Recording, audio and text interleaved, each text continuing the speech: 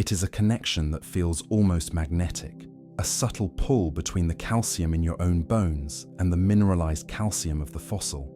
You are holding a silent relative, a distant echo of the life force that now animates you. The stone is no longer an inert object. It is a vessel of halted time, a paused breath that has waited millions of years to be acknowledged. It rests heavy in your palm, grounding you in the present moment, while simultaneously tethering you to the immense, stretching history of the planet. Let your mind drift back to the environment where this began, not as a chaotic event, but as a vast, serene landscape of water. Imagine an ancient ocean, warm and turquoise, stretching out to a horizon that curves gently away from sight. The sunlight here is thick and golden, penetrating the surface to dance on the shallow seabed below. There is no sound of engines, no hum of cities, only the rhythmic lapping of waves against a distant, sandy shore. In this water, life is abundant but quiet. Tiny creatures, microscopic architects of the sea, float in the upper layers, building their intricate shells from the dissolved minerals of the ocean. They are suspended in a blue void, drifting with currents they cannot control, living their brief, sunlit lives. When they finish their cycle, they do not simply vanish. They begin a slow, graceful descent, a silent rain of tiny forms drifting down toward the bottom, and the tide moves gently on. This descent is the first act of the geological archive. It is a snowfall of calcium carbonate, a continuous gentle dusting of the ocean floor. Millions of tiny shells, invisible to the naked eye, settle upon the mud, creating a soft, pale ooze. It is a layer of potential stone, a carpet of history accumulating at a rate of millimeters per millennium. The floor of the ocean is a quiet place, a dark and still library where the pages are written in the language of accumulation. Among this microscopic rain, larger forms come to rest. Perhaps it is the spiral shell of an ammonite, its chambered house empty now, settling into the soft sediment. It lands with a silent puff of silt, disturbing the quiet dust for just a moment before the stillness returns. The shell lies on its side, a perfect logarithmic spiral echoing the rotation of galaxies, a mathematical perfection grown by a living thing. It rests there, cradled by the seabed, waiting for the blanket of time to cover it. The water down here is heavy and slow. It presses against the shell, holding it in place. There are no strong currents to roll it away, no waves to shatter it against the rocks. It is a zone of preservation, a sanctuary of low energy. The silence is absolute, a thick, aquatic quiet that wraps around the shell like a second skin. The ocean is not just a habitat, it is a curator, selecting which objects will be kept and which will be returned to the cycle of dissolution. Over time, the sediment builds up around the curve of the shell. It is a slow burial, grain by gentle grain. The mud rises to meet the lip of the aperture, then flows inside, filling the empty chambers. This filling is crucial. It supports the shell from the inside, balancing the pressure that will come from above. It is a gentle invasion, the earth moving into the spaces left by life. The shell is no longer empty. It is becoming solid, preparing for the weight of the ages. And still, it turns. The seasons pass above the surface. Storms rage and calm, but down. Here, the environment is constant. The layers of mud continue to thicken, pressing down with a weight that is uniform and relentless. This pressure is the engine of transformation. It squeezes the water out of the ooze, pushing the particles closer together. The soft mud begins to stiffen, turning from a loose collection of grains into a firm, cohesive clay. The chemistry of the ocean floor is complex and subtle. As the shell is buried deeper, it enters a zone where the water chemistry changes. It becomes saturated with minerals, a rich broth of dissolved rock. These fluids move slowly through the pores of the sediment, guided by the pressure. They are searching for stability, for a place to rest and crystallize. They find the shell, and the process of exchange begins in earnest. Sometimes, the original material of the shell, the mother of pearl, the iridescent nacre, is preserved. The minerals in the water act as a glue, cementing the sediment around it, locking the original calcium in, a tight embrace. The luster of the shell is hidden in the dark, its rainbow colors waiting in the pitch black of the deep earth. It is a hidden jewel, a secret kept by the strata, waiting for the light to return. In other moments, the water is more aggressive, dissolving the shell away entirely. But it does so with such slowness that it leaves behind a perfect void, a hollow ghost in the rock. This mold captures every ridge, every bump, every growth line of the original surface. Later, new minerals might flow into this space, casting a replica of the creature in pure crystal, a pyrite ammonite, gleaming like gold, or a quartz clam, translucent and cold, and everything rests. The transformation is not limited to shells. Think of the delicate leaf that falls from a prehistoric fern, drifting out over a lagoon. It lands on the surface tension of the water, floating for a moment like a green boat, before becoming waterlogged and sinking. It settles on the anoxic mud of the bottom, flat and fragile. It should decay, it should disappear, but the lack of oxygen saves it. The mud seals it instantly. The weight presses it flat, squeezing out the fluids until only a thin film of carbon remains. It becomes a silhouette, a black shadow printed on the grey shale. The veins of the leaf, the serrated edges, the delicate stem, all are preserved as a carbon drawing. It is a photograph developed by time, a botanical diagram stored in the stone book of the earth. Consider the color of these rocks, the greys, the blacks, the deep reds. They are the colors of chemistry, of iron rusting in the ancient air, or carbon preserved in the ancient deep. When you look at a layer of slate or shale, you are looking at the mud of a vanished world. You are seeing the result of millions of years of settling dust. The colors are the mood of the ancient earth, frozen in solid form. The process of fossilization is a testament to the gentleness of geology. We often think of rocks as hard and unyielding, born of fire and force. But fossils tell a different story, a story of soft mud, of gentle burial, of quiet chemistry. It is a process that requires a delicate touch, a preservation of the fragile. The earth acts as a guardian, wrapping its arms around the weak and making them strong, and silence follows. Deep beneath the surface, the rock layers are now kilometers thick. The pressure is immense, but it is static. It holds everything in a tight equilibrium. The fossil is safe here, safer than it ever was when it was alive. It is beyond the reach of predators, beyond the reach of disease, beyond the reach of death itself. It has entered the realm of the inorganic, where time moves at the speed of drifting continents. Let us shift our gaze to another landscape, another way the earth remembers. Imagine a vast river delta, where a great waterway meets the sea. The water is brown and heavy with silt, carrying the eroded mountains down to the ocean. The river slows as it widens, losing its energy, and the silt begins to drop out of the current. It forms shifting sandbars, mudflats that are exposed at low tide and covered at high tide. Here, a creature walks across the exposed mud, a dinosaur perhaps, or a giant ground sloth, or an ancient shorebird. It steps heavily, its weight pressing into the soft, wet clay. It leaves a footprint, a perfect impression of its toes, the texture of its skin, the way it shifted its weight. The creature moves on, disappearing into the distance, but the footprint remains. This is a trace fossil, not the animal itself, but the memory of its movement. It is a record of an action, a moment of behavior frozen in time. The sun comes out and bakes the mud, hardening the edges of the print. The clay dries and cracks slightly, locking the shape in place. It is a fleeting moment, a single step caught by the drying earth, and the rhythm continues. The tide returns, but it comes in gently.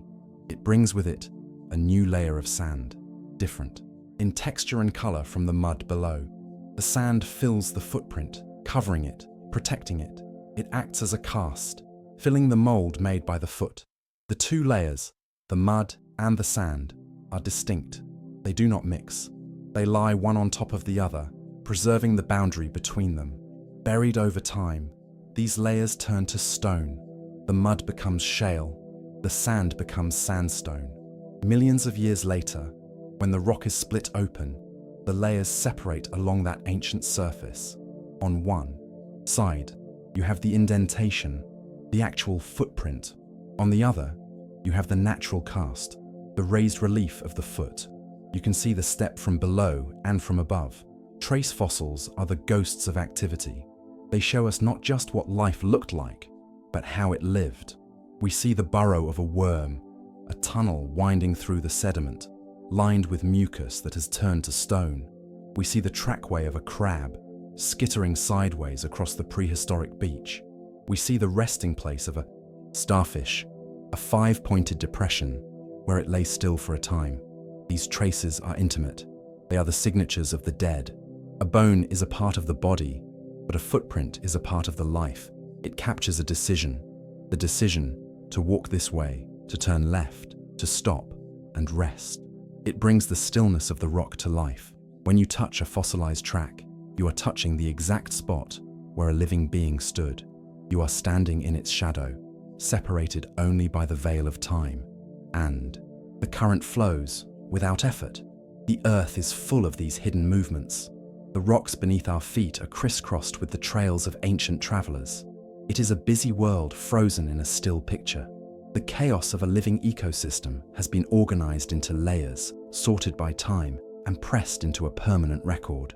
Think of the patience required to find these traces, to spot the slight disturbance in the grain of the rock that signals a burrow, to recognize the pattern of a trackway on a cliff face high above the valley floor. It requires a slowing down of the human mind, a tuning of the eyes to the subtle textures of the stone. It asks us to look past the surface and see the history. The fossil record is often called incomplete, a fragmented library with many missing pages. And this is true, but the wonder lies in what is there. The fact that anything is preserved at all is a miracle of probability. Every fossil is a winning lottery ticket against the forces of entropy. It is a victory of form over formlessness. As we drift deeper into this reverie, consider the specific beauty of amber. This is a different kind of tomb, a golden chamber of light. It begins not with water and mud, but with the majestic trees of an ancient forest. Imagine a pine tree, tall and thick-barked, standing in a humid, buzzing woodland. The air is warm and smells of resin and damp soil. The tree has a wound, a break in the bark, and from this wound weeps a thick, sticky sap. The resin flows slowly down the trunk, a golden river of organic chemistry. It is fragrant and traps the light as it moves. An insect, perhaps a tiny gnat or an ant, lands on the bark. It is caught in the sticky flow. It struggles for a moment, but the resin is relentless. It flows over the creature, engulfing it completely. The insect is suspended in the yellow liquid, its wings spread, its legs posed in mid-step, and light drifts onward. The resin hardens, falling to the forest floor. It is buried by leaves and soil, entering the cycle of the earth. Over millions of years, the volatile oils evaporate, and the resin polymerizes, turning into hard, durable amber. The creature inside is dehydrated, but its form is preserved in exquisite detail. Looking into a piece of amber is like looking through a window into the past. The preservation is so perfect, you can see the tiny hairs on the insect's legs, the facets of its eyes. It looks as if it could wake up and fly away. It is a moment of sunlight and life, trapped in a gem, surviving the destruction of the forest, the movement of the continents, the cooling of the world. This golden clarity offers a stillness that is almost absolute. In the amber, the light of a Cretaceous afternoon is captured and held suspended, a permanent sunset glow that refuses to fade. It is a preservation of the atmosphere itself, a reminder of the warm air that once circulated through the canopy of a vanished world. The tree that bled this resin has long since turned to dust, its wood decayed and lost to the soil, but the tear it wept remains. It is a victory of the fluid over the solid, a drop of liquid time that hardened before the clock could tick forward. Nearby, in the same ancient forest, another transformation takes place, one that turns the giants of the land into the bones of the earth. A massive tree falls, toppled by a storm or the slow erosion of a riverbank. It crashes into the water, heavy and groaning, and is swept downstream. It eventually strands on a sandbar or sinks into the deep channel, waterlogged and heavy. The river buries it in sediment, sealing it away from the air, just as it did the shell. But here, the chemistry is different. The groundwater that permeates this buried log is rich in silica, dissolved from volcanic ash that fell centuries before. As the water soaks into the wood, it does not merely preserve it, it invades it. The silica solution enters the cells of the tree, the xylem and phloem that once carried sap. Molecule by molecule, the organic walls of the cells are replaced by mineral. The wood is not covered, it is transmuted. It is a slow, magical alchemy, where the botanical becomes the geological, and the quiet holds. This process is so faithful that the rings of the tree, the knots in the bark, and even the microscopic structure of the wood grain are perfectly reproduced in stone. The log remains whole, but it is now made of agate, jasper, or opal. It has become a statue of itself, sculpted by the patient hands of the groundwater. It is heavy, cold, and eternal. The life has left, but the form has been locked into the mineral lattice of the quartz. The colors of this petrified wood are the colors of the Earth's palette. Iron oxides paint the stone in deep reds and rusts. Manganese brings shades of violet and black. Copper adds splashes of green and blue. When you find a piece of this wood, perhaps polished by the wind in a desert badland, it looks like a rainbow trapped in rock. It is a stone that remembers being a tree. It remembers the sunlight that fed it and the soil that held its roots, now translated into the language of crystal and color. To touch a piece of petrified wood is to touch a contradiction. Your eyes see the grain of timber, the splintered texture of a broken branch, but your fingers feel the smooth, cool density of rock. It creates a gentle dissonance in the mind, a blurring of the lines between the biological and the mineral. It is a reminder that the materials of life and the materials of the earth are interchangeable, given enough time and the right conditions. The carbon moves on, but the silica stays to hold the shape. Let us widen our view now, drifting away from the individual tree or shell to the vast landscapes built entirely from the dead. There are places on this planet where the ground you walk on is made of nothing but fossils. Massive beds of limestone, hundreds of meters thick, are composed entirely of the crushed remains of ancient reefs. These are the graveyards of the tropical seas, vast accumulations of coral, sponges, and mollusks that thrived in warm, shallow waters for millions of years. The current flows without effort. In these limestone layers, you are seeing the collective architecture of a lost ecosystem. The coral heads, once vibrant and teeming with fish, have been cemented together by the lime mud. They form a solid wall of history. The chaotic beauty of the reef has been compressed into a uniform grey rock. But if you look closely, you can see the stars. The cross-sections of crinoid stems, sea lilies that swayed in the currents, appear as tiny white starbursts scattered through the stone. These crinoids were the gardens of the Paleozoic oceans. They covered the seafloor in dense meadows, their feathery arms filtering the water for food. When they died, their stems fell apart into individual discs, stacking up like coins on the bottom. Over eons, these discs became the aggregate of the rock. Entire mountains are built from the disjointed skeletons of these gentle creatures. The scale of the accumulation is staggering, a testament to the abundance of life that has flourished and faded over the ages, and silence follows. The cycle of the reef is a cycle of construction and destruction. The living coral builds upward, reaching for the light. The waves break it down, turning it into white sand. The sand settles, binds together, and becomes stone. The stone is lifted up, becoming a cliff face. The rain dissolves the limestone, carrying the calcium back to the sea, where new corals build their homes. It is a closed loop, a great wheel of calcium that turns slowly through deep time. Consider the chalk, that soft white rock that crumbles so easily in your fingers. It is born from the smallest of lives. Floating in the ancient oceans were trillions of microscopic algae called coccolithophores. Each one was encased in a tiny spherical armor made of calcite plates. When they died, these plates rained down on the ocean floor in a continuous microscopic snow. It took centuries to build just a single inch of this sediment. Yet, time is the one resource the Earth possesses in infinite supply.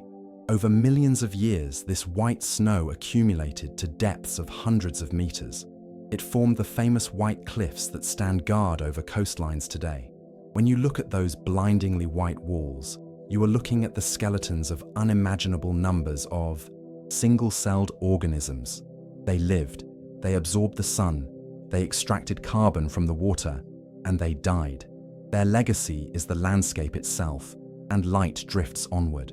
The brilliance of the chalk is a reflection of the ancient sun. These creatures captured the solar energy of the Cretaceous period, using it to build their tiny shells. Now, millions of years later, that accumulated calcium carbonate reflects the sunlight back to our eyes. The cliff is a battery of stored light and carbon. It is a massive, physical memory of a time when the oceans were high and the world was warm. This accumulation of chalk and limestone did more than just build scenery. It changed the air. By locking away vast amounts of carbon in their shells, these tiny creatures altered the chemistry of the atmosphere. They cooled the planet, burying the greenhouse gases in the rock. The air you breathe today, crisp and balanced, owes its quality to the silent work of these microscopic builders. The geology of the Earth is inextricably linked to the biology of the past. Shift your attention now to the spaces where the record is silent. In the Great Book of the Earth, there are pages that have been torn out. Geologists call these unconformities, gaps in time where rock layers are missing. Perhaps they were never laid down, or perhaps they were eroded away before new sediment could cover them. These are the pauses in the narrative, the deep breaths of the planet where history was written on water or wind, leaving no permanent mark. The Great Unconformity is a famous gap, a place where rocks of 1 billion years old touch rocks that are only half that age. 1 billion years of history is missing from the contact point. You can place your finger on the line between the layers, and in the span of a fingernail, you cross an abyss of time greater than the existence of the human species. It is a humbling silence, a reminder that the Earth erodes as much as it builds, and everything rests in its place. The destruction of the rock is just as natural as its creation. Erosion is the eraser that clears the page for the next chapter. The sand that washes down the river today was once a mountain peak. The mud in the estuary was once a granite boulder. The fossil you hold is a survivor of this constant recycling. It is a rare fragment that managed to hide in the depositional phase of the cycle, avoiding the erosional phase until now. Imagine standing on the peak of a high mountain, the air thin and cold, the wind howling around the jagged rocks. You look down at the ground near your boots, and there, embedded in the grey limestone of the summit, is a seashell. It is a marine fossil, a creature that lived in the deep, quiet dark of the ocean floor. Now it sits at the top of the world, thousands of meters above the waves. This is the dramatic reveal of tectonic power. The Earth is dynamic, a restless surface of moving plates. The ocean floor where this shell was buried did not stay down. The collision of continents squeezed the crust, folding it like a tablecloth pushed across a table. The seabed was thrust upward, rising slowly, inch by inch, millennium by millennium. The grave of the shellfish became the peak of the mountain, and still, the universe breathes. There is a profound silence at the top of a mountain, a stillness that mirrors the silence of the deep ocean. The shell has traveled from one quiet extreme to the other. It has traded the pressure of the water for the thinness of the air. It has traded the darkness of the abyss for the unfiltered glare of the sun, but the form remains constant. The spiral of the shell is the same, an enduring shape in a changing world. Consider the resilience of teeth. In the fossil record, teeth are the diamonds of biology. They are coated in enamel, the hardest substance the body can produce, designed to withstand the grinding and crushing of life. When the rest of the skeleton dissolves or scatters, the teeth remain. They are the most common fossils, the durable remnants of the eaters and the eaten. Sharks, the silent hunters of the ancient seas, have skeletons made of cartilage, a soft material that rarely fossilizes, but they produce thousands of teeth over a lifetime, shedding them constantly like leaves from a tree. These teeth rain down on the sea floor, triangular and sharp, serrated like steak knives. They settle in the mud, black and glossy.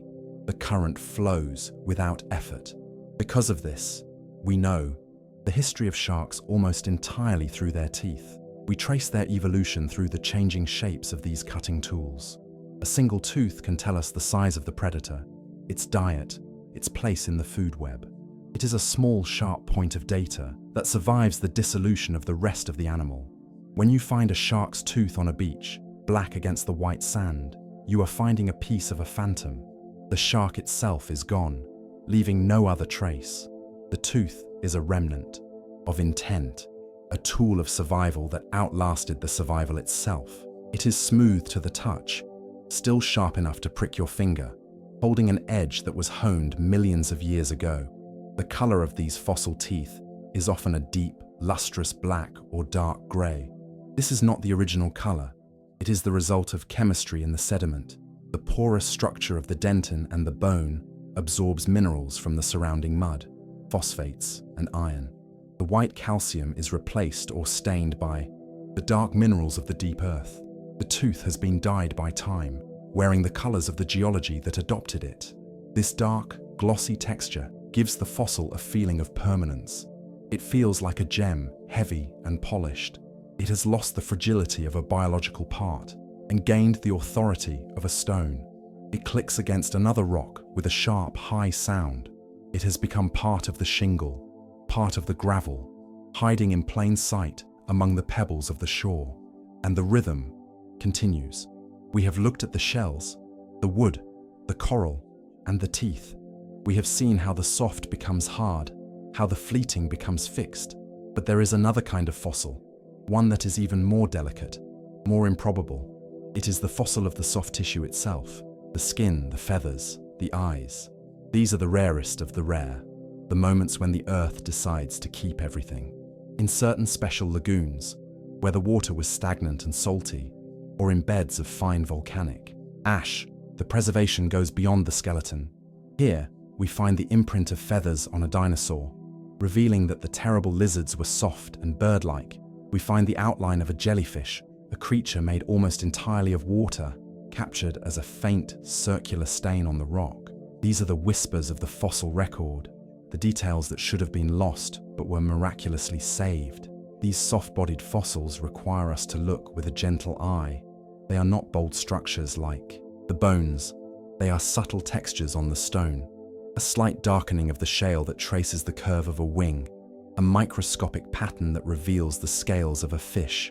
They remind us that the past was fully fleshed out, draped in skin and color and texture, not just a world of rattling skeletons. In these rare and quiet lagoons, the water was often hypersaline, too salty for the scavengers to enter. It was a forbidden zone for the living, which made it a perfect sanctuary for the dead. When a creature drifted into these waters, it was not eaten. It was pickled, preserved in the brine, until the slow rain of fine limestone mud could cover it. The grain of this mud was as fine as flour, capable of capturing the texture of a wing membrane or the tiny hooks on a feather. It is a lithographic stone, a rock so smooth it was later used to print books, but its first use was to print the history of life.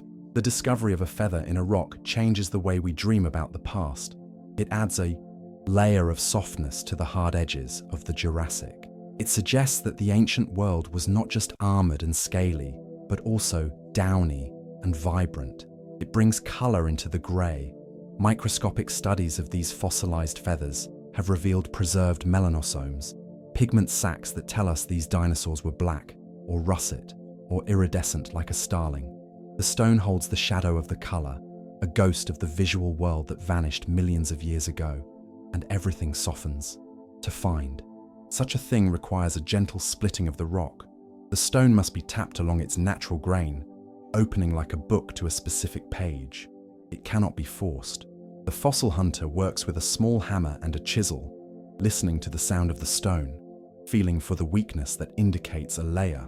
When the rock splits, it makes a sharp, clean sound, and there, on the freshly exposed surface, lies the image. It is a moment of pure connection, a secret kept for 100 million years, whispered now to you alone. Now let your mind wander to the vast open spaces where the Earth wears its history in stripes. Imagine standing at the rim of a great canyon, looking down into a chasm that slices through the crust of the planet. The walls of the canyon are a layer cake of time, bands of red, white, ochre, and grey stacked one upon the other. Each band represents a distinct environment, a different era of the Earth's past. The layer at the top is the youngest, a limestone formed in a shallow sea that receded only recently in geological terms. Below that, a band of red sandstone, the petrified dunes of a vast desert that once covered the continent.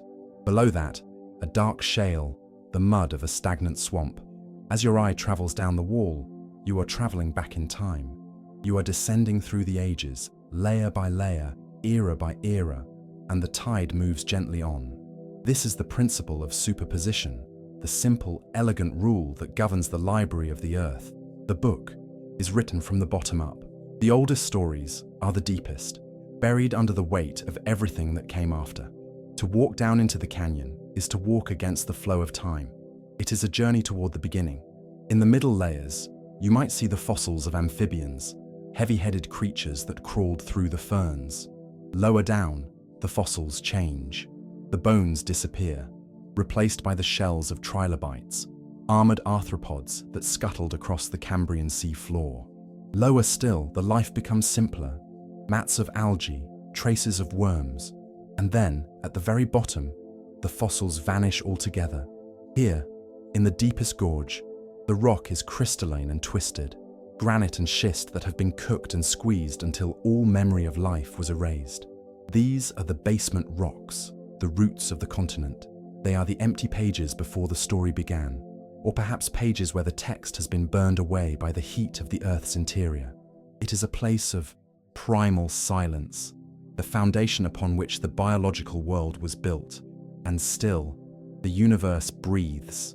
The scale of this vertical history is dizzying. A single foot of rock might represent 1,000,000 years of deposition. A layer that you could span with your hand might hold the entire duration of a species. Standing there, looking at the cliff face, you are seeing the compression of time. Eons are squeezed into meters. The vast, sprawling drama of evolution is reduced to a geometric pattern of colored bands. Within this stack of layers, there are certain fossils that act as markers, the bookmarks of the geological scale. These are the index fossils. To be an index fossil, a creature must have lived for a short time, but spread across the whole world. The ammonites are the masters of this role. Their shells evolved quickly, changing their intricate patterns every few million years. If a geologist finds a specific type of ammonite in a rock in England, and the same type in a rock in the Andes, they know that those two rocks were laid down at the exact same moment in time. The ammonite is a synchronizer, a clock that allows us to align the pages of the book across different continents. It ties the world together. It tells us that the global ocean was one system, pulsing with the same life, governed by the same time. The beauty of the ammonite suture, the complex fern-like pattern where the chamber walls meet the outer shell, is not just decoration, it is a strengthening mechanism, allowing the shell to withstand the pressure of deep water. But to the observer, it looks like art. It looks like frost on a window pane, or the branching of a river delta. It is functional beauty preserved in stone, a complexity that served a purpose in the deep and now serves a purpose in our understanding of time. And silence follows. While the great skeletons of dinosaurs capture the imagination, the true bulk of the fossil record is invisible to the naked eye. Let us drift down to the microscopic scale, to the world of the plankton. The oceans of the past were filled with diatoms and radiolarians, single-celled organisms that built intricate houses out of silica, glass skeletons of exquisite geometry. These tiny forms are the jewels of the sea. Some look like stars, others like cages, others like perforated spheres. They are architectural marvels built on the scale of microns. When they died, they did not dissolve. Their glass shells slowly sank, forming a sludge on the deep ocean floor. This sludge, over time, hardened into rock known as chert or diatomite. When you hold a piece of flint or chert, you are holding the graveyard of billions of these microscopic glassmakers. The rock is hard and sharp, capable of sparking fire when struck against steel. It is a stone born from water and life. The spark of the flint is the released energy of a structure built in the cool silence of an ancient sea. It is a transformation of the delicate into the durable. And the rhythm continues. Consider the vast coal seams that run through the earth like black veins. These are the fossils of entire forests. In the Carboniferous period, the world was warm and wet, covered in vast swamps of giant ferns and mosses as tall as trees. There were no bacteria yet evolved to break down the lignin in the wood efficiently. So when the trees fell into the swamp water, they did not rot. They accumulated in thick layers of peat, a soggy, carbon-rich mat, layer upon layer of vegetation piled up, burying the forest floor. As the sea levels rose and sediments covered the swamps, the peat was pressed down. The weight and the heat drove out the water and the gases, compressing the organic matter until it became a dense, black rock. Coal is stored sunlight. The energy that is released when it burns is the solar energy captured by the leaves of those ancient ferns 300 million years ago. It is the breath of the Carboniferous atmosphere, locked away in the dark. When we look at a lump of coal, we are looking at a compressed landscape, a crushed ecosystem that has been turned into a mineral battery. Sometimes within the coal, you can find the delicate imprint of a fern frond, black on black, shiny like a distinct shadow. It is a reminder of the green origin of the black rock. It brings the swamp back to life in the mind. The humidity, the buzzing of giant dragonflies, the silence of the moss. The rock remembers the forest, and life adjusts once more. This cycling of carbon is the great respiratory rhythm of the planet. Carbon is pulled from the air by life, built into a body or a tree, buried in the ground, turned into rock, and then, millions of years later, released back into the air through weathering or fire. The atom of carbon in your own body may once have been part of a dinosaur's tooth, then a piece of limestone, then dissolved in the ocean, then part of an ammonite shell. We are all passing through the same matter. The fossil record is just the storage phase of the cycle. It is the place where the elements rest between their active duties in the biosphere. The Earth does not waste anything. It only hoards it for a while. The stability of the stone is a pause in the eternal dance of the atoms. Think of the color of the iron-rich bands in the rock, the deep, rusted reds. This color tells the story of the air itself. Billions of years ago, the Earth's atmosphere had no free oxygen. The iron dissolved in the oceans was clear and green. Then, the first cyanobacteria began to photosynthesize, releasing oxygen as a waste product. This oxygen reacted with the iron in the water, causing it to rust and fall to the bottom. The result is the banded iron formations, beautiful striped rocks of red hematite and grey chert. These rocks are a fossil of the atmosphere's great change. They record the moment the Earth took its first deep breath of oxygen. The red stripes are the rust of a planetary oxidation event. You are looking at the chemical evidence of the moment life changed the world forever. And the quiet holds. Every rock has a provenance, a biography. The limestone speaks of a warm sea. The sandstone speaks of a desert wind. The shale speaks of a quiet mudflat. To read the rocks is to read the diary of the climate. We can see the times when the world was a greenhouse, steaming and tropical from pole to pole. We can see the times when it was an ice house, locked in glaciers that scraped the bedrock bare. The fossils are the inhabitants of these changing climates. They show us how life adapted, how it moved, how it changed shape to fit the new conditions. When the seas warmed, the corals expanded. When the lands dried, the reptiles developed thick, watertight skins. The dialogue between the earth and the life upon it is written in the morphology of the bones. This adaptation is a slow, liquid process when viewed from the perspective of deep time. Species flow into one another. A lineage of shells changes, its shape gradually, layer by layer, responding to the pressure of predators or the temperature of the water. There are no sharp lines in nature, only in our naming of things. The fossil record shows us the stream of becoming, and everything softens. As you visualize these vast timelines, you might feel small, but this smallness is not a diminishing thing. It is a comforting thing. You are part of a system that is vast and durable. You are supported by a history that has survived every catastrophe. The ground beneath you is solid because it is built of the past. The stillness of the fossil is a contagious stillness. It invites you to slow your own internal clock, to stop measuring time in seconds and minutes, and start measuring it in eras. In the presence of a rock that is 500 million years old, the urgency of the present moment evaporates. There is only the long, slow endurance of matter. The Earth is a patient storyteller. It does not shout its history, it encrypts it in the quiet strata. It waits for the curious eye, for the gentle hammer, for the mind willing to piece together the fragments. It is a puzzle that is never fully solved, but every piece we find adds to the picture of a vibrant, living planet that has never ceased to create. Sending paragraphs 121 to 150 of 220. Let us travel now from the heat of the ancient tropics to the silent, frozen frontiers of the north. In the deep permafrost of the tundra, the Earth preserves history not by turning it to stone, but by freezing it in place. Here, the ground is hard as iron, locked in a cryostatic slumber that has lasted for tens of thousands of years. It is a refrigerator of the past, holding its contents in a state of suspended animation, waiting for the thaw that might never come. Buried within this icy soil, we find the giants of the Ice Age.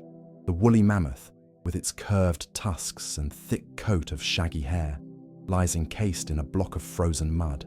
It is not a fossil in the traditional sense. The minerals have not replaced the organic. The flesh is still flesh. The hair is still hair. It is a preservation so complete that it feels like a violation of time's rules. The creature looks as if it has simply laid down to sleep in the snow, and the snow never stopped falling, and the quiet deepens. The cold is a preservative as powerful as the rock. It halts the bacterial decay, stopping the biological clock mid-tick.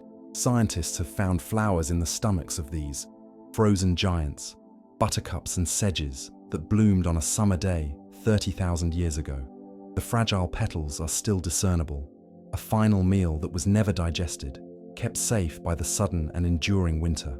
It is a connection to a specific afternoon in the Pleistocene, preserved in the cold dark. This frozen world speaks of a time when the ice sheets advanced, covering the continents in a white silence. The glaciers ground the mountains down, carrying rocks for hundreds of miles. But beneath the ice, in the soil, the history was kept safe. The permafrost is a time capsule of the softest things: DNA, proteins, fur. It offers a glimpse into the biology of the past that the stone cannot provide, a glimpse of the actual substance of the ancient world. Shift your imagination now to a different kind of trap, a warmer, darker embrace. In the heart of what is now a bustling city, there are pools of natural asphalt, the famous tar pits. These are not pits of water, but thick, sticky, lakes of heavy oil seeping up from deep underground. The surface is deceptive, often covered with leaves or water, looking solid but yielding to the touch.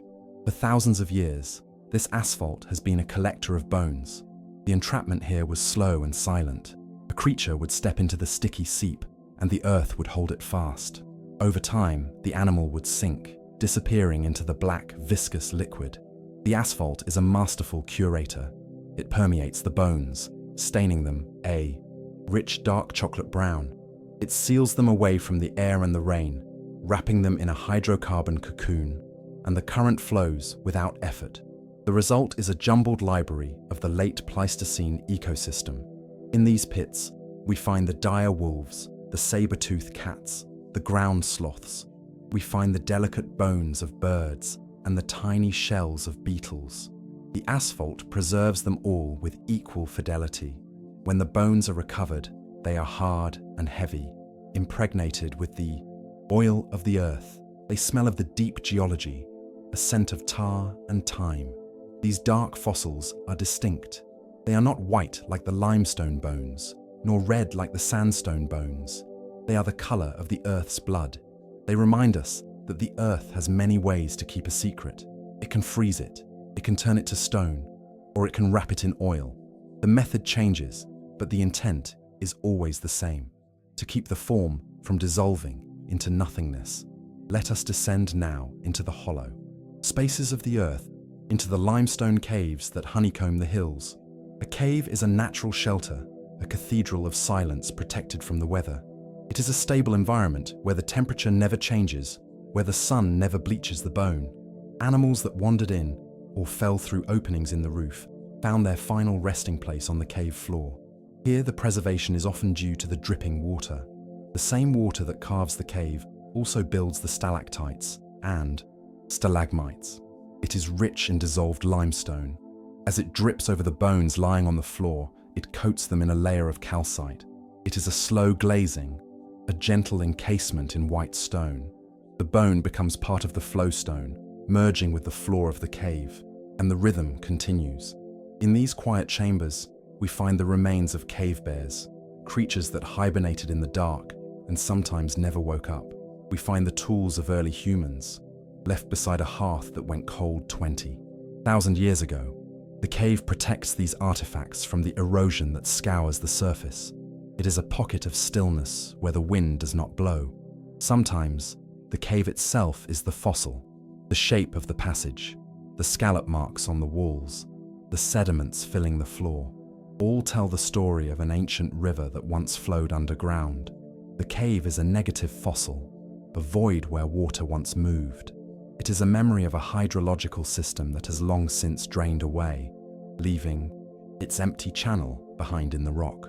Consider the precision of the lake beds. In the Eocene epoch, vast, calm lakes covered parts of the continents. The water was still, the bottom anoxic. The sediment that fell to the floor settled in fine, paper-thin layers called varves. Each layer represents a single season: a dark layer for the winter organic matter, a light layer for the summer silt. In these lakes, fish were preserved in staggering numbers. When a fish died and sank to the bottom, it was covered by the seasonal dust. The varves wrapped around it like pages of a book. Today, when we split these rocks, the fish are revealed in perfect profile. Every fin ray, every scale, every tiny bone of the spine is visible. They look like pressed flowers, flattened but complete, and silence follows. You can count the varves above the fish and the varves below it. You can measure the exact number of years that pass between the death of one fish and the death of another. It is a chronometer of rock. The Green River Formation is a calendar of millions of years, where the days are measured in microns of dust.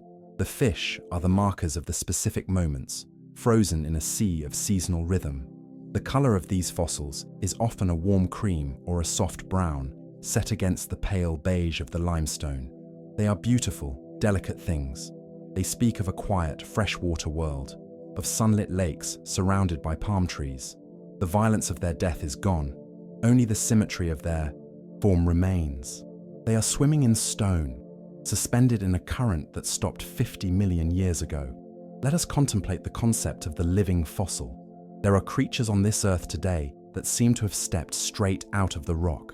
The coelacanth, a deep-sea fish with lobed fins, was thought to have gone extinct with the dinosaurs. It was known only from its fossils, a ghost of the Cretaceous. And then, a fisherman pulled one from the depths of the Indian Ocean, blue and heavy. And alive. It was a shock to the scientific world, a realization that the fossil record is not just a book of the dead. Some of the characters are still with us. The coelacanth found a niche in the deep, quiet caves of the ocean and stayed there, unchanged, while the world above shifted and turned. It is a survivor, a biological design so successful that evolution saw no need to improve it. And light drifts onward. The horseshoe crab, scurrying onto the beaches under the full moon to lay its eggs, is another traveler from the deep past. Its shape has remained constant for hundreds of millions of years. It walked the shores before the dinosaurs. It walked them after the asteroid, and it walks them tonight. When you see one, you are seeing a living fossil, a breathing piece of the Ordovician period. These creatures remind us that evolution is not always about change. Sometimes it is about stability. It is about finding a way to be that works and holding on to it. The fossil record shows us the failures, the experiments that didn't last, but the living world shows us the enduring successes. The connection between the fossil in the rock and the creature in the tide pool is a direct line of descent, unbroken and triumphant. Think of the transitions, the moments when life changed its address. There was a time when the ancestors of the whales walked on land. They were wolf-like creatures, prowling the edges of the Tethys Sea. Slowly, over generations, they began to return to the water. Their legs became paddles. Their nostrils moved to the top of their heads. Their bodies became streamlined. We know this because we have found the fossils of the in-between stages. We have found the whales with legs, the creatures that could both walk and swim. They are the bridges between the worlds. These fossils, like Basilosaurus or Ambulocetus, capture the fluidity of biology. They show us that the categories we create, land animal, sea animal, are not fixed walls, but permeable membranes. And still, the universe breathes. Life flows where it needs to go. If the land is full, it returns to the sea. If the water is dangerous, it crawls onto the land. The fossils map this movement. They are the footprints of life exploring the possibilities of the planet. Each transitional fossil is a snapshot of a decision made by the collective pressure of survival. Consider the microscopic pollen grains, the dust of the plant world. Pollen is incredibly durable. Its outer shell is made of sporopollenin, one of the toughest organic substances known. It resists decay, it resists acid, it resists heat. Long after the flower has withered and the tree has rotted, the pollen remains in the soil. Paleontology, the study of fossil pollen, allows us to reconstruct entire landscapes. By looking at the microscopic grains in a core of mud, we can tell what trees were growing in a valley 10,000 years ago.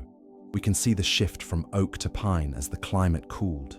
We can see the arrival of grasses as the forests opened up, and the tide moves gently on. The pollen is a dust of data. It floats on the wind, settles in the lakes, and writes the botanical history of the region. It is invisible to us as we walk through the woods, but to the earth, it is a permanent record. Every spring, the world covers itself in a new layer of information, a yellow dust that tells the future geologists what was blooming. Even the rain leaves a fossil. In soft, fine mud, a sudden rain shower can leave tiny crater-like impressions. If the sun comes out quickly and bakes the mud, these raindrops are preserved. We can find rocks that capture a storm from the Triassic period. We can see the size of the drops, the direction of the wind that drove them. It is a profound intimacy to look at a piece of stone and see the weather of a day that happened 200 million years ago. It connects your experience of a rainy afternoon to the deep history of the atmosphere. The rain has always fallen. The mud has always splashed. The physics of the world are constant, even as the biology changes, and silence follows. The fossil record is also a story of silence, of the great extinctions. There are lines in the rock where the diversity of life suddenly drops. The layers below are teeming with shells and bones. The layers above are quiet. These are the boundaries of the eras, the moments when the curtain fell on one act and rose on another. But in this narrative, extinction is not a tragedy, it is a clearing. It is the natural conclusion of a cycle. The trilobites had their time, dominating the seas for millions of years, and then they quietly bowed out, leaving the stage for the next innovators. The dinosaurs roared and thundered, and then they too passed into the rock, making way for the mammals. This turnover is the engine of creativity. Without the silence of the extinction, there would be no space for the new. The earth cleans the slate, allowing life to try anew. Configuration. We are here today because of the space left by those who came before. We are the beneficiaries of their departure. The fossil record is a testament to this endless renewal, a promise that life always finds a way to return, to diversify, to fill the silence with new songs. The silence that follows an extinction is not an empty silence. It is a pregnant one, filled with the potential of what comes next. The rock layers record the pause, the deep breath taken by the biosphere before. It begins the work of repopulation. It is a reminder that in the long view of the Earth, there is no end, only transformation. The minerals that made up the lost species are scattered back into the water and the soil, waiting to be reassembled into new forms. new experiments in living. Now, imagine the quiet workspace where these secrets are finally revealed. In the back room of a museum, far from the public galleries, a preparator sits at a workbench. The light is focused and bright, illuminating a block of plaster and rock. The air smells faintly of dust and adhesive. There is a hum of ventilation, a white noise that aids concentration. Here, the final stage of the fossil's journey takes place, the emergence. The tool of choice is often a small pneumatic scribe, a device that vibrates like a hummingbird. The preparator works with the patience of a diamond cutter, removing the matrix of rock grain by grain. It is a slow excavation, a reverse burial. The rock that has held the bone for 100 million years is gently chipped away. The sound is a rhythmic buzzing, a mechanical insect working through the stone, and the quiet holds. As the rock falls away, the shape of the bone is revealed in 3 dimensions. A vertebrae appears, then a rib, then the curve of a skull. It is an act of intimacy, this cleaning. The human hand is the first thing to touch this surface since the sediment covered it eons ago. There is a respect in the movement, a steady hand that honors the fragility of the object. Sometimes the rock is too hard, or the fossil too delicate for tools. In these cases, weak acids are used to dissolve the stone. The fossil is bathed in a gentle chemical bath, the limestone fizzing softly as it turns to liquid. The bone, made of different minerals, remains behind. It emerges from the bath clean and sharp, a sculpture released from its block. It is a chemistry of revelation, using the laws of reaction to uncover the laws of evolution. Consider the microscopic fossils that tell the story of the climate. Deep in the ocean floor, scientists drill cores of sediment, pulling up long cylinders of mud. These cores are timelines. By analyzing the tiny shells of foraminifera within the mud, they can read the temperature of the ancient ocean. The ratio of oxygen isotopes in the shell is a thermometer that froze millions of years ago, and the current flows without effort. These chemical signals are subtle but precise. They tell us when the poles were covered in ice and when they were green forests. They chart the rise and fall of global temperatures with a fidelity that rivals our modern instruments. The mud is a tape recorder, and we have learned how to play back the tape. The song it plays is one of constant rhythmic change. There are also fossils of molecules, biomarkers that survive even when the body is gone. Certain lipids, the fats of ancient cells, are incredibly stable. They can endure in the rock for billions of years. We can find the chemical signature of a sponge or an algae in a rock that looks empty to the naked eye. The ghost of the biology lingers in the molecular structure of the stone. This molecular memory extends to color. For a long time, we thought the past was drab, a world of gray skins and brown scales.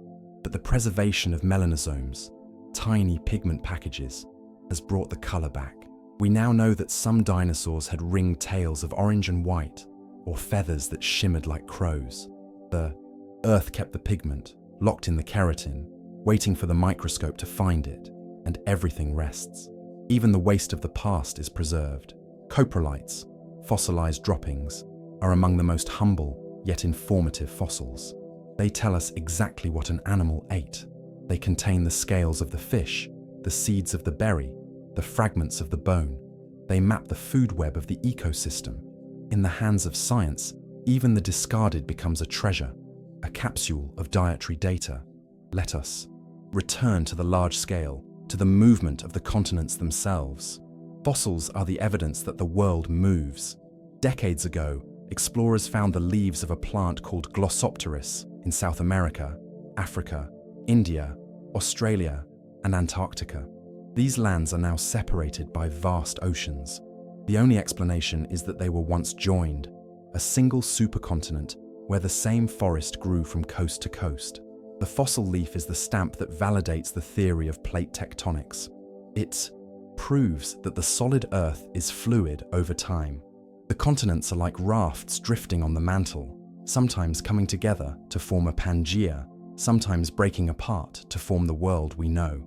The Glossopteris leaf, trapped in the shale, is the passenger that remembers the journey.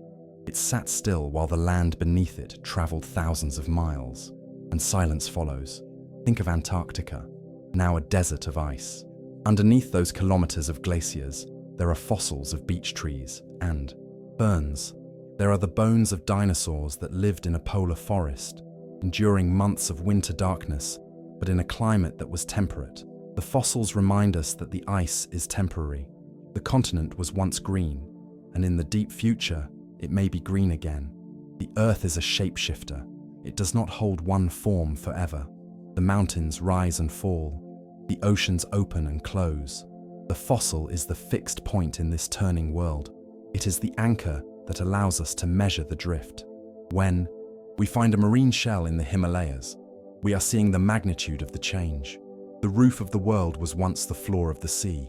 Imagine the quiet halls of a great museum at night.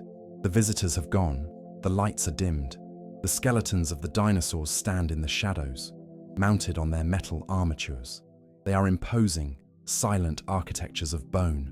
In this stillness, they seem to regain some of their presence. They are not monsters. They are masterpieces of engineering, designs that worked for millions of years. And the rhythm continues. These bones are the ambassadors of deep time. They stand in our cities, silent reminders of a scale of existence that dwarfs our own. They ask nothing of us but to be seen. They offer a perspective that is calming in its vastness. Our daily worries feel smaller when we stand in the shadow of a creature that lived 60 million years ago. The connection we feel to these bones is not just intellectual, it is chemical. The calcium that hardens your own skeleton is the same element that hardened theirs. It was forged in the hearts of dying stars, scattered across the universe, gathered by the forming earth, cycled through the water and the rocks, built into a dinosaur, buried, dissolved, and cycled again into the food that built you. We are made of recycled earth. The atoms in your hand have been part of the sea, part of the stone, part of the air, and part of the life that came before. There is a continuous chain of matter that links the living to the fossilized. We are the current wave in the ocean of matter. They are the wave that has already broken and settled on the shore, and life adjusts once more. This continuity is a source of comfort. It means we are not isolated in time. We are part of a lineage that stretches back to the first spark of life in the primordial soup. The instructions for building a body, for making cells divide, for sensing the light, these are ancient inheritances passed down through the deep time of the genetic code. Think of the DNA molecule itself, a spiraling ladder of information. While it degrades over time, its structure is the thread that connects us. The same 4 chemical letters that wrote the code for the trilobite write the code for you. The shape of the helix is a biological constant, a geometry of life that has persisted through every catastrophe the Earth has known. Consider the atmosphere you are breathing right now. It is a gift from the past.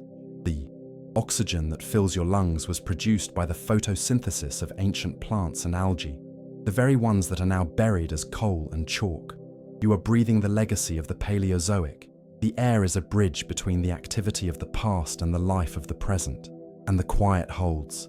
As you inhale, you are taking in the work of billions of years. As you exhale, you are contributing to the cycle. Your breath adds to the carbon that will be used by the trees of tomorrow. The system is a closed loop, perfect and self-sustaining. Nothing leaves, nothing enters, it just changes form. Let us ponder the fossils of the future. What are we leaving behind in the sediment of today? The Earth is currently recording our presence. The concrete of our foundations, the glass of our cities, the plastics of our tools, these will be the technofossils of the Anthropocene. They will form a distinct layer in the strata, a thin band of synthetic material that marks the era of humanity. This is not a cause for alarm, but for reflection. The Earth accepts these materials just as it accepts the shell and the bone. It will bury them, compress them, and turn them into a new kind of rock. Future geologists, perhaps millions of years from now, will read this layer.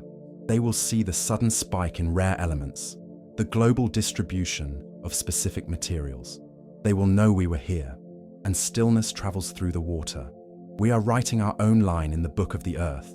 We are the authors of the current chapter. The sediment settling in the river delta tonight is capturing the pollen of our crops, the dust of our roads, the chemistry of our rain. The process of fossilization is not history. It is happening now, silently, under our feet. There is a peace in realizing that we are already part of the geological record. We are not separate from the Earth, observing it from the outside. We are the Earth, conscious of itself for a moment. We are the landscape thinking.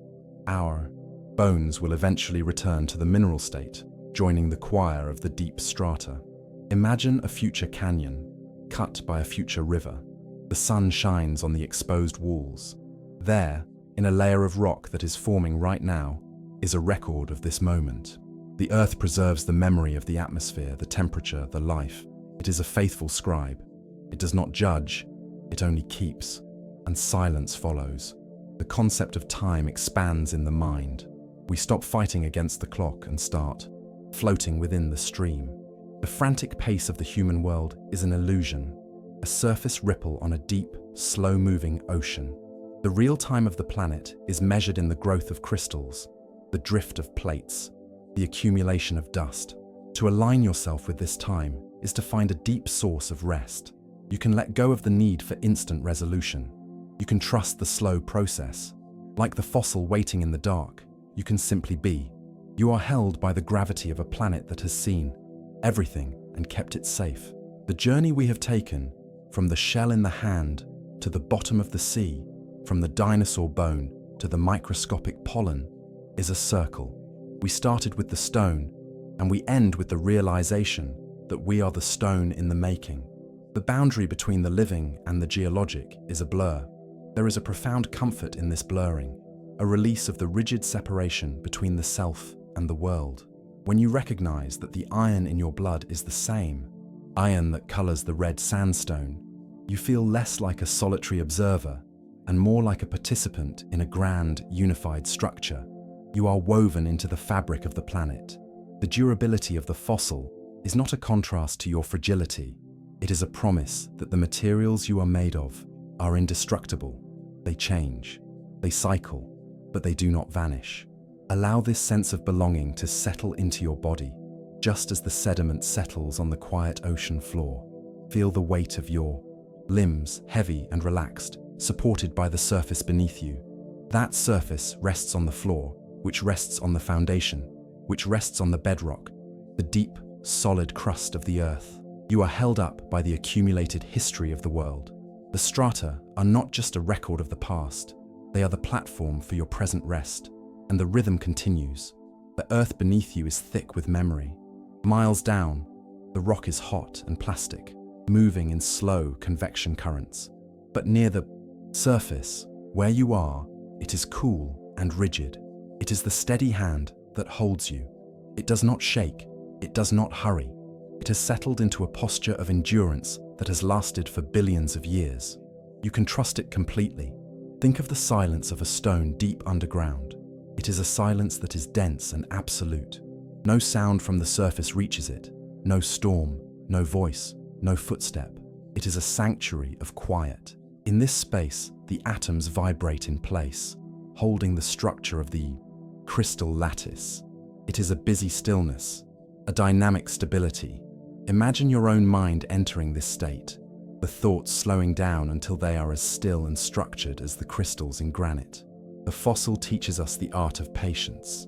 It waits for millions of years for the right conditions to emerge. It does not force its way to the surface. It allows the erosion to reveal it in its own time. This is a lesson for the restless mind. There is no need to push, no need to rush the unfolding of events. The layers of your life are being laid down in their own natural rhythm. What needs to be preserved will be preserved, and life adjusts once more. Consider the vast aquifers that sit within the porous rock, the hidden oceans of fresh water trapped between the grains of sandstone. These waters have been there for 10,000 years, filtered by the earth, kept cool and pure in the dark. They are the fossil waters, the saved rain of the Ice Age. The earth acts as a reservoir, holding the resources of the past until they are needed. This stewardship is quiet and invisible. We walk over these hidden treasures every day, unaware of the deep reserves beneath our feet. The earth is full of such secrets, pockets of water, veins of metal, layers of history. It is a complex, multi-dimensional space, not just a flat surface. When you sleep, you are floating on top of this depth, a voyager on a ship made of stone. Let your breathing align with this slow geology. Inhale slowly, thinking of the rise of the mountains, the uplift that takes eons. Exhale slowly, thinking of the erosion, the gentle wearing away that shapes the valleys. Your breath is a cycle of building and releasing, just like the cycle of the rock. Rise and fall, build and release. It is the fundamental rhythm of existence, shared by the lungs and the lithosphere, and the quiet holds. In the fossil record, there are no emergencies. Even the cataclysms, when viewed from the distance of deep time, are just beats in the rhythm. The asteroid strikes, the dust rises, the climate changes, and life adapts. The system absorbs the shock and finds a new equilibrium. There is a resilience in the system that is unconquerable. You carry that resilience within you. It is encoded in your biology, a gift from the survivors who came before. Imagine the night sky above a prehistoric landscape. The stars are the same as the ones we see, perhaps shifted slightly in their positions. The Milky Way is a bright river of light. Below, the dinosaurs sleep, their breathing slow and deep. The air is filled with the scent of cycads and damp earth. There is a continuity in the night. The darkness that falls over you now is the same darkness that covered them. It is a blanket that has never worn out. This shared darkness is a space of restoration. Just as the darkness of the sediment allows the fossil to form, the darkness of sleep allows your mind to consolidate its memories. You are sorting the experiences of the day, deciding what to keep, what to let go. It is a neurological fossilization, a turning of the fleeting moment into the permanent structure of memory, and light drifts onward. The process is automatic. You do not need to direct it. The chemistry of the brain, like the chemistry of the earth, knows what to do. It precipitates the important things, locking them into the neural pathways. It washes away the trivial, the noise, leaving behind the core shape of your experience. You can surrender to this process. You can let the night do its work. Think of the beauty of the trace fossil again, the footprint in the sand. Every step you take is a temporary impression. Most will be washed away by the next tide, and that is fine. Not everything needs to be kept. The beauty of the beach is that it clears itself. The slate is wiped clean every day. It allows for new steps, new journeys. The impermanence is as valuable as the permanence. But the things that matter, the moments of heavy impact, they sink deeper. They become the layer that hardens. You are building the stratigraphy of your own character, layer by layer. The joyous days are the bright limestone. The hard days are the dark shale. Together, they make the canyon wall of a rich and complex life. It is beautiful because of the variation, because of the stripes of color, and silence follows. There is a peace in accepting the past as it is, written in stone. It cannot be changed, and it does not need to be. It is simply the foundation. You stand on top of it, in the open air of the present. The past supports you, but it does not confine you. You are the growing edge of the mountain, the living surface where the new sediment is being laid down. As we drift closer to the end of our journey, let the scale of the earth comfort you. You are small, and that is a relief. You do not need to hold up the sky. The mountains do that. You do not need to turn the tides. The moon does that. You do not need to spin the world. The physics of the universe handles that. Your only task is to be here, to breathe, to rest. The earth is a generous host. It provides the gravity to hold you, the air to feed you, the ground to catch you when you fall. It preserves the memory of life because life is precious to it. You are a part of that preciousness. You are a moment that the universe is experiencing, a complex arrangement of atoms that has gained the ability to feel and to wonder. And the tide moves gently on. Bi. Water in your cells is the same water that flowed in the ancient rivers. It has evaporated from the oceans, rained onto the forests, flowed into the aquifers, and found its way to you. It brings with it the memory of the cloud and the sea. You are a vessel for the ancient rain. Feel the cool, slow pulse of the planet. It is much slower than your heart rate, but if you listen closely, In the silence of the night, you can almost feel it. It is a hum of low frequency, the vibration of a massive, spinning sphere. It is a lullaby that has been playing since the crust first cooled. It is the sound of durability. Allow your thoughts to become like the drifting continents, large, slow plates moving across a mantle of calm. They do not collide. They slide past each other smoothly. There is no friction, only movement. The geography of your mind is settling into a new configuration, one of peace and integration, and everything rests in its place.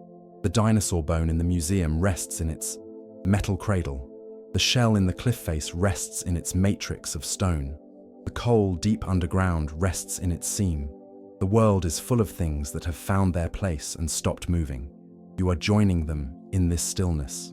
You are finding your place in the quiet of the night. The urgent demands of the surface world are far away now. They belong to the erosional phase, the active wearing down. You are in the depositional phase, the building up. You are gathering strength, gathering silence. You are becoming dense and calm, like the rock itself. Think of the amber again, the golden light trapped in the solid. Visualize a warm, golden light surrounding you, preserving this moment of peace. It wraps around you like a protective sphere. Inside this light, time stops. There is no ticking clock, only the suspended glow of the eternal present. You are safe here, caught in the resin of a peaceful night, and the rhythm continues. The cycle of the earth is a circle, round and perfect.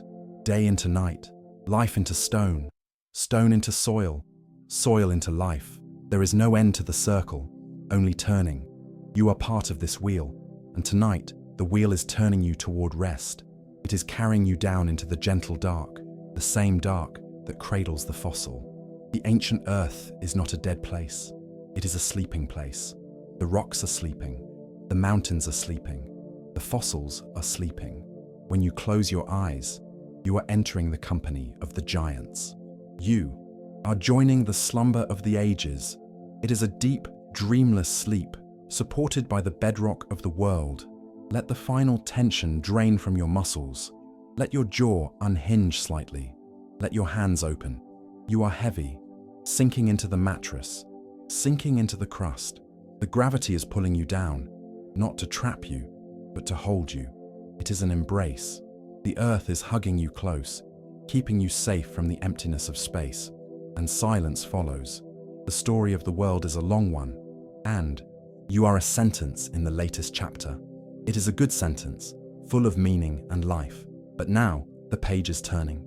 The punctuation mark is placed. It is time for the pause between the words. It is time for the white space on the page. Rest in that white space. Rest in the gap between the beats. The fossil waits for millions of years without anxiety. You can wait for the morning without anxiety. The sun will return. The rotation is guaranteed. The geology of the solar system is reliable. You can let go of the control. As we approach the final silence, remember the stone in your hand. Cool, smooth, heavy. A piece of the past that made it to the present. You are a piece of the present that will make it to the future. The continuity is unbroken. The chain is secure. You are linked to the beginning and the end, and the quiet holds. This link to the infinite is not a burden. It is an anchor. It keeps you grounded when the winds of life blow hard.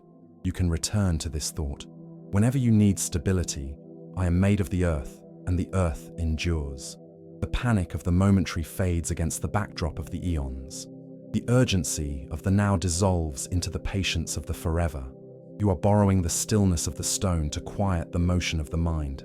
Feel the darkness of the room wrapping around you like the soft shale around the fern. It is a protective layer, shielding you from the light, allowing you to rest.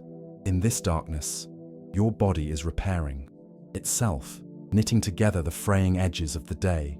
It is a microscopic restoration, a silent rebuilding of strength. You are emerging from this night stronger, just as the rock emerges from the pressure harder and more defined. Let your awareness sink down, past the mattress, past the floor, into the soil below. Imagine the roots of the trees holding the earth together. Go deeper into the bedrock, the solid granite that sits beneath the city. It is cool, dense, and unmoving. This is the foundation of your sleep. You are building your rest on a base that cannot be shaken. The earth is the ultimate bed, wide enough for all of us, strong enough for everything. And life adjusts once more.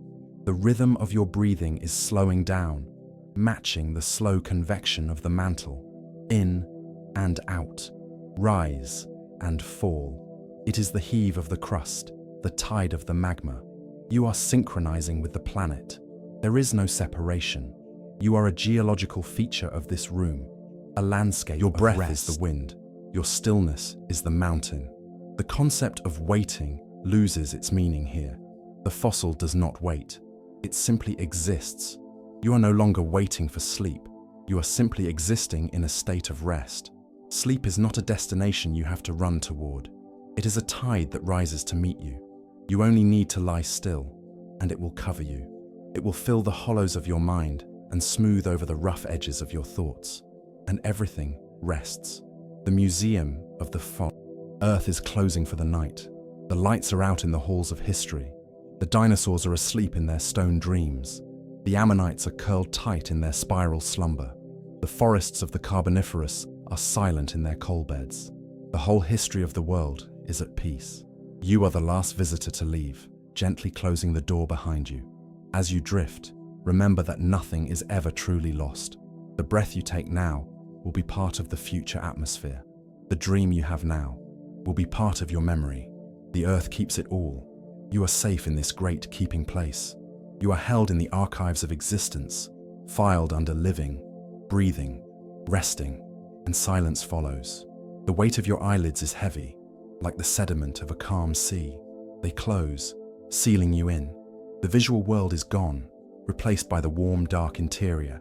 You are floating in the amber of the night. The light is dim. The air is still. The narrative of the day is finished. The book is closed. There is a profound gentleness in the way the earth treats its sleepers. It carries you through the dark, spinning smoothly, so you don't feel the motion. It guards you with an atmosphere that burns up the meteors. It warms you with a core that never goes cold. You are the child of a benevolent planet. You can let go of the last bit of tension. You can trust the gravity, and the tide moves gently on. The journey is complete.